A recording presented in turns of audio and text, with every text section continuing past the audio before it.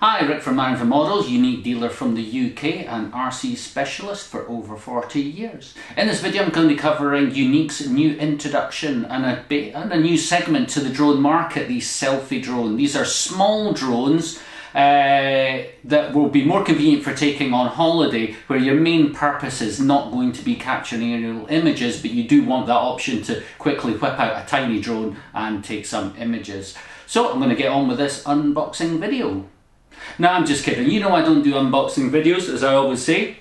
If you're not smart enough to get out of the box, then drones are not for you. So I'm going to save you the bother.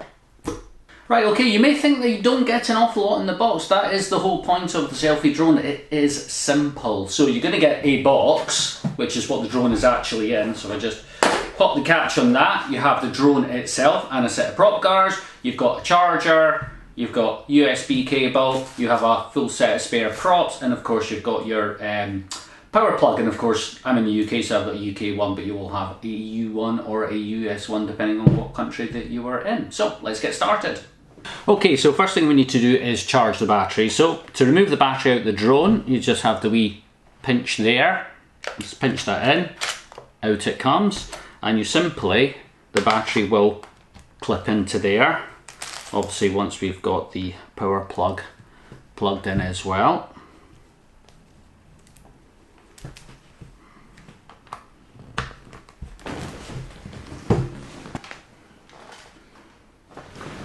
Okay, so once we have that plugged in, you'll now see you've got an indicator charge light flashing red. So once that's fully charged, we're going to get a solid green light, and that means the drone is ready to go.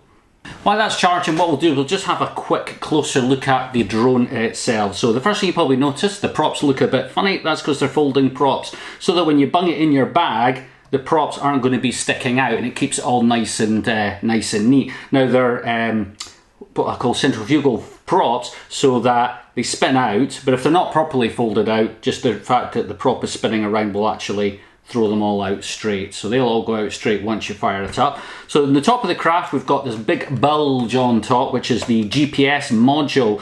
This uses GLONASS, so you're going to get up to 20 satellites. So for a small drone, this is really good because it's going to make it super accurate for flying. So that's a really good feature that Yuneec have done there. Flipping over does look a little bit more interesting on the bottom. We have two sensors here. One is this is the height sensor. So normally we use ultrasonics for this, but Yuneec have gone a wee step up and used an optical system for controlling the height off the ground. As you imagine, if you were in a sort of follow me mode, but you were going uphill, what would eventually happen is you went uphill, the craft would just fly into the hillside. So that's what controls that. And this one here, this is what we call, well, DJI call it the VPS module, which is a visual positioning system. This camera will look at the ground while you're hovering, and it will keep it on spot. So if you're flying indoors where there's no GPS to keep it in a solid position, this sensor here on the bottom will do exactly that. So again, good feature. And then of course on the front of the craft, we have the camera, which is here. Now, what is a bit different from this camera to normal GPS drones, as you'll notice, it hasn't got a gimbal. Although the camera is, as you can see, I can move it there. That's just for vibration. That just stops what we call jello, which is vibration from the motors traveling through the body and causing like a sort of shimmering effect on your videos, which is something you used to get in the very early days when you had your GoPros, etc., bolted straight onto your drones. Jello was a big problem. So that's to combat that. But the main difference is this is using optical image stabilizing like modern video cameras. So it uses technology. In fact, it's not optical, it's digital image stabilizing. So it's using technology to reduce the shake or movement you get as the craft is moving around. That would obviously transfer to your video, so it uses clever electronics to reduce that. Now, it is a 4K drone, however, if you shoot in 4K, it reduces the amount of stabilization you will get. So for best results, shoot in 1080 and it will take full effect of the image stabilizing. And as it has no working gimbal, it is important. Now, if you're taking pictures, it's no big deal, but if you're taking video, any swooping about, if you had it on the 4K, it's going to kind of ruin your shots a bit. And if you go on YouTube, you'll see loads of videos showing the video shots, and the fact that it has no movable gimbal on it, as when I say movable, as in stabilized gimbal, the shots you get from are remarkable. However, what you will get is you'll notice it's on a slot, So that will go up and down, so you can tilt your camera up and down to get the shot you want. So obviously if you're down at head level, you're going to be shooting straight in front of you, but obviously if you're way above your point of interest, you're going to have the camera pointing down. Other thing we'll look at, I actually just forgot actually on the bottom of it, is you'll notice these are actually two things. These are the landing legs, clippy clip flop, like that, but they're actually also the antennas. Now, you've probably noticed I haven't taken a controller out the box. There's a very good reason for that, is the idea is it's controlled on, well, I've got a tablet here because it's going to be a wee bit easier to show, but the idea is you actually control it from a device. So it's either going to be a phone or, well, there's no point in having a massive tablet, otherwise you'd end up where your tablet is actually bigger than the drone itself. So the idea being that you will have your phone on you anyway, so when you go out, you're actually only taking the drone itself. You could have 2 or 3 batteries already charged up, so spot on there. It's probably not a bad idea to have a couple extra batteries. So the idea is you will control it off your app. If I just, give me 1 second, I'm just going to unlock my tablet. You go to either Android Store or the App Store and you get an app, and that's how this is controlled. I'll go into this in a little bit more detail, but the main reason is in regards to range, the range will actually come down to your device. So if you have a really good Wi-Fi, because it uses traditional Wi-Fi for control, if you have a very good Wi-Fi signal out your device, it's going to give you the best range. However, the antennas, the receivers, are in these little legs. Now you can fly it with them up, which makes it look really slick, but I think you will actually get a better range with them pointing down, because the way that these antennas work is it tends to emanate out the side rather than on the end. So probably always a good idea to actually keep them flipped out. But also you want them like that as well, because when the drone's sitting on the ground, if they were folded up, you'd be sitting on the sensors, which, as you can see, they're glass or plastic, and you don't want that to happen. Another thing just to look up on the side, there is also a USB port here, because when it records all the videos and the images, they aren't actually recorded on the craft. You'll see there's no SD slot, so they're recorded onto the internal memory in here. So the idea being is when you're all done, you can do one of two things. You can either wirelessly stream your photos and your videos to the tablet. You'll get a preview on here. If you want the full res ones, you can stream them to here, and then you can edit them. You can post them on Facebook or Snapchat or whatever the kids are doing these days. Alternatively, connect that up to your PC, which is, to be honest, what I would probably do, and just drag them from the craft, which will appear as an external hard drive, just drag them straight onto your computer. Okay, so as we're not going to actually be fully flying it, as you can see, it's still charging, but there's no point waiting till it's fully charged. I can obviously take it off the charger just now just to show you. We'll put that down just so we can get on with the rest of the video. So to put the battery in the drone, it simply just slides in its backside there, and we'll just clip that on. Just make sure the wee rubber was into there earlier. We've got that closed. Okie dokie. Now, one thing I forgot to point out, that in your box, there is a set of prop guards. Obviously, if you're going to fly indoors, put the prop guards on. If you're not using the prop guards, to be honest with you, if you're not going to be flying indoors, you don't really need the prop guards. I actually find it flies better without the prop guards anyway, but obviously if you're flying indoors, that would be a bad idea to be flying without them, because obviously if the props hit the wall or something, it's immediately going to stop the motors. End of Breeze. They're quite simple to use. They just simply clip on. As you can see, that's the prop card clipped on, and again to come off, you just unclip it off. As you see, it just clips on and off, so it's not something that's going to protect the props in a really bad crash, because what will probably happen is the prop guards will get broken as well. But if you had like a wall and you're just going to bump up against it, as you can see, it's going to stop that, and that's the main thing, to stop these props. So let's say we don't need those quite yet, because I'm not going to fire it up. So the first thing we need to do, obviously, you've gone to the, hang on, just unlock my pad again, it keeps locking up.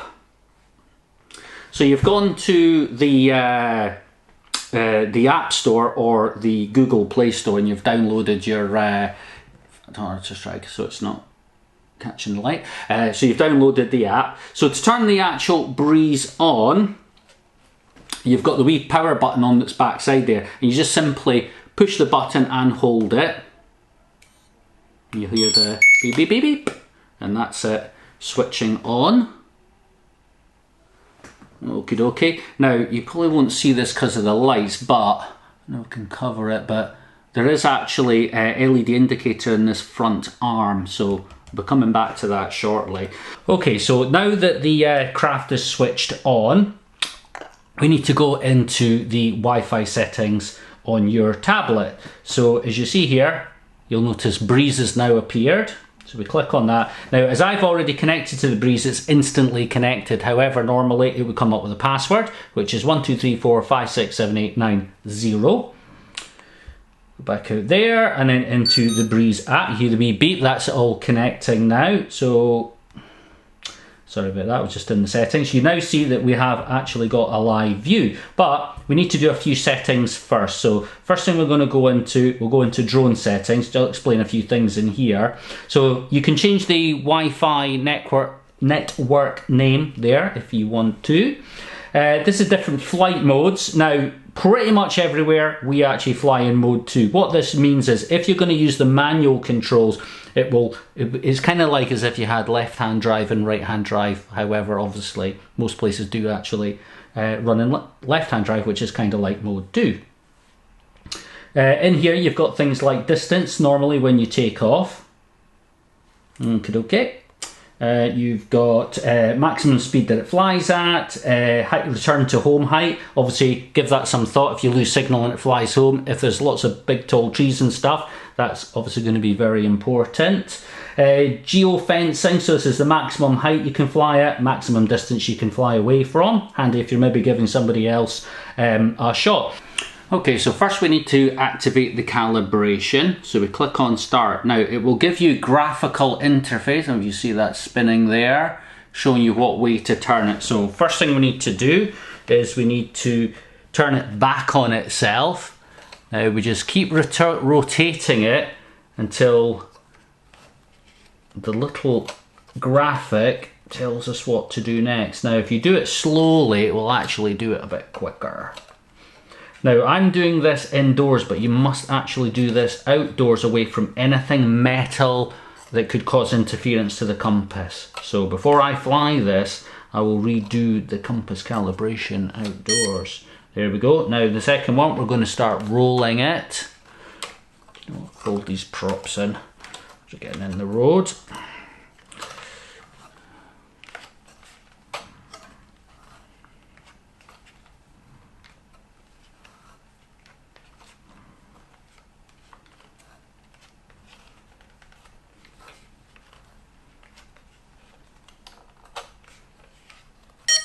There we go, and the next one is in rotation.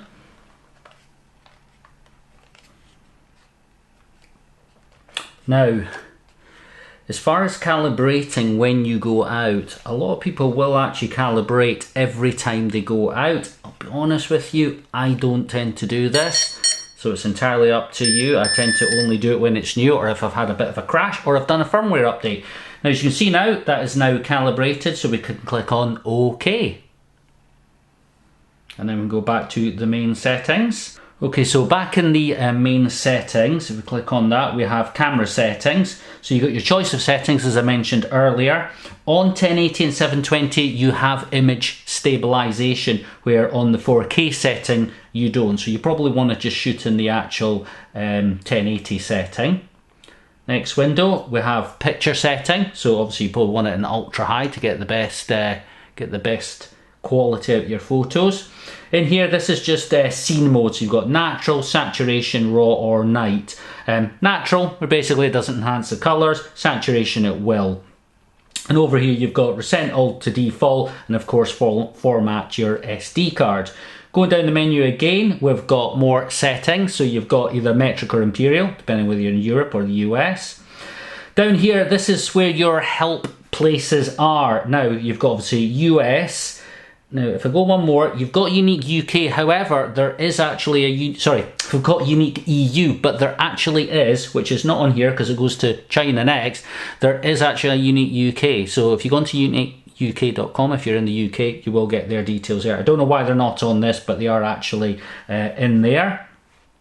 Got some more information there. This is for firmware updates. I'll do this on another video, but there is this is where we would be updating the firmware. Now, regards to updating firmwares, what I tend to do is, if a new firmware comes out, I don't tend to jump on the bandwagon right away. What I tend to do is keep an eye on social media, make sure nobody's having any unusual episodes, etc., any bugs in the firmware. Give it a couple of weeks. If no one's reporting any problems, then certainly download the firmware. You should always really run on the new firmware because it might be a bug fix, but also as well you'll get new features, etc. as well. And then down here you've got your Yuneec account, so you can either register or log in for the first time. Then we just go back. Now back on the main screen, we've got two halves. We have task. This is where we'll actually go in to fly the craft. I'm going to come back to that though, because we have gallery here, and this is where the bulk, as I said before, the bulk of the videos and pictures are actually stored, or the high quality version is stored on the craft itself, and you get a preview here. So you can, if you want, you can actually go onto here to see it's like a snapshot of what you've taken, and you can either download it, because what it's doing just now, it will stream it from the craft itself to the tablet. So you can download it in two different qualities, whether, depending, if you're just going to share it to Facebook, you don't really need the sort of high-end quality. So I'm just doing this for speed as well. So we can download it and then you can actually play the video. Now, obviously this is not high quality, it's normally a lot better. So you can see this is me, my eldest son here, when we actually had the Breeze out for the first time. But you can kind of see him, and it was a relatively windy day. We're actually, I think we're using the follow me mode. I'm not sure actually what we're doing at that point. But you see the video is actually relatively steady. Watch out for lampposts. Remember, it doesn't have crash avoidance, so if you're on like follow me mode and you walk straight into or swap past a lamppost, the craft will literally fly into that. So this is basically what it is here. It's your preview of everything you've done, so you can actually, you know, tick on it. There's me taking a picture of the drone, so you can actually click on that and download the original to your tablet. Or as I said before, you can actually do it via the USB cable. And you can actually, sorry, if we're going back in here as well, there's also a share and edit up here as well. So you can edit the picture, or you can actually share it to social media. So that's outside our unit where we are located. In fact, if I just click on share, I don't know whether that'll... there you go. And there's all your social media there as well, but I'm not going to share it just now. We'll go back.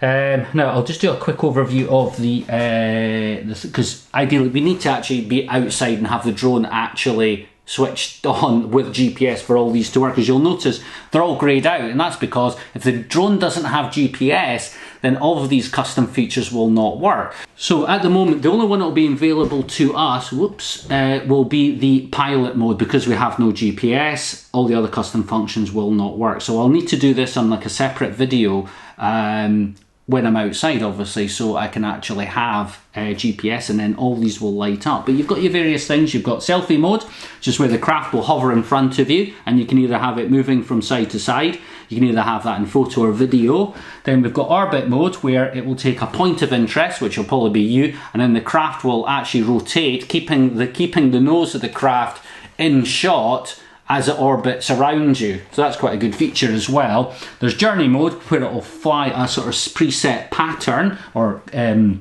course, and then at the end you've got follow me mode. Now there are two follow me modes. There's a GPS one, where it will follow the GPS signal from your device. So for example, this is an iPad mini. It does not have GPS, so it doesn't work with this, but it will work with, for example, my iPhone. It works very well. What we've got there, low battery mode. But there's also a active tracker, I call it, where you'll actually select a point of interest on the screen. Now, it doesn't follow you, but what it will do, if you have the craft moving from side to side, it will orbit around the point of interest. It will follow what you have selected on the screen. So if you were doing like a presentation and you just had the craft sitting, hovering stationary, as you walk from side to side, the camera, the drone would actually watch you as you did it. It would like turn from side to side watching you always, but it wouldn't actually move though. That only works with the GPS mode. Okay, now I've shown you really everything I can show you without actually being outside, but I'm going to cover that in a separate video, actually showing you the different flight modes and what they can do, because you need the GPS, but of course we can't get GPS because we are indoors. Although the craft, as I've said, will fly in pilot mode indoors because it will use the sensors on the bottom, so when it takes off it is incredibly accurate. As I say, do be mindful, have your prop guards on when you are flying indoors, because what you tend to find if you fly indoors in a confined space, all the air that gets pushed out from below the drone kind of goes round like in a circular motion and then back in, you get dirty air going back in the prop. So although it's got the sensors to keep it steady, you do find it will start, after a couple of minutes of hovering indoors on the spot, it will start to move around, and that's quite common. If you were in a big hall, it would be a big deal, but if you were actually in a room trying to do like a little presentation or something, then obviously it would start moving about, which would obviously affect your video. So just make sure you got your prop guards on just in case it were to bump off of something.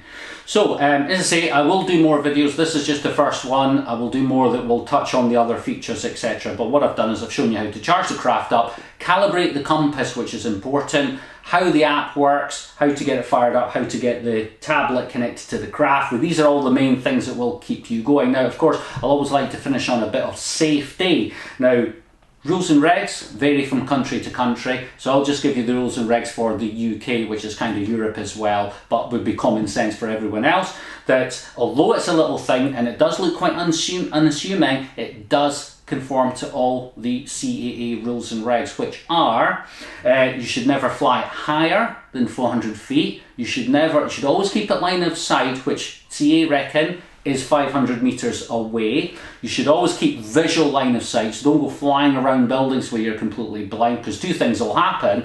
Either you'll lose sight of it, you could lose connection from the craft. Now, it does have fail-safe and return to home, etc. So what will happen is, if you do lose connection, or you dropped your tablet and it's switched off, the craft will rise up to the predetermined height that you've set on the tablet in the settings, and then it will fly home. It will also do it as well if the battery gets low, it will rise up and it will fly home.